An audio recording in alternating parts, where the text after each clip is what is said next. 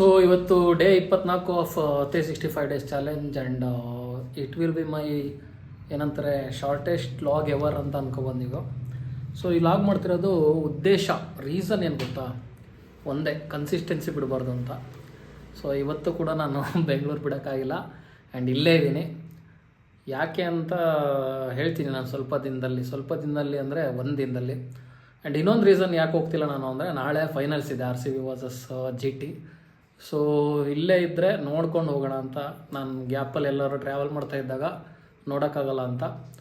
So ಬರೀ reasons ಕೊಡೋದೇ ಆಯಿತು, ಏನೂ ಟ್ರಾವೆಲ್ ಮಾಡ್ತಿಲ್ಲ ಅಂತ ಕರೆಕ್ಟಾಗಿ ನನ್ನ ಡೈಲಿ ಲಾಗ್ ನೋಡೋರಿಗೆ ಗೊತ್ತು. ಬಟ್ ಸಮ್ಟೈಮ್ಸ್ ಹ್ಯಾಪನ್ಸ್, ಕನ್ಸಿಸ್ಟೆನ್ಸಿ ಸಿಗೋಲ್ಲ. ಏನಂದರೆ consistency is greater than your mood ಅಂತಾರಲ್ಲ, ಆ ಥರ.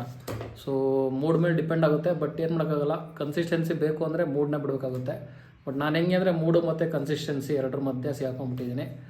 ಬಟ್ ಕ್ವಾಲಿಟಿಗಿಂತ ಕ್ವಾಂಟಿಟಿ ಜಾಸ್ತಿ ಕೊಡಬೇಕು ಅಂತ ಡೈಲಿ ಒಂದು ಅಪ್ಲೋಡ್ ಮಾಡಲೇಬೇಕು ಅಂತ ಈ ವಿಡಿಯೋನು ಲೈಕ್ ಏನದು ರೆಕಾರ್ಡ್ ಮಾಡ್ತಾಯಿದ್ದೀನಿ. ಸೊ ಮರ್ತೋಗ್ತಾ ಇದ್ದೀನಿ ಎಲ್ಲ ಹೇಳೋದನ್ನ. ಸೊ ಇದು ಸ್ಕ್ರಿಪ್ಟೆಡ್ ಅಲ್ಲ, ಅದಕ್ಕೆ ಮರಿತಾ ಇದ್ದೀನಿ. ಸೊ ಇವತ್ತಿನ ಲಾಗು ಇಷ್ಟೇ.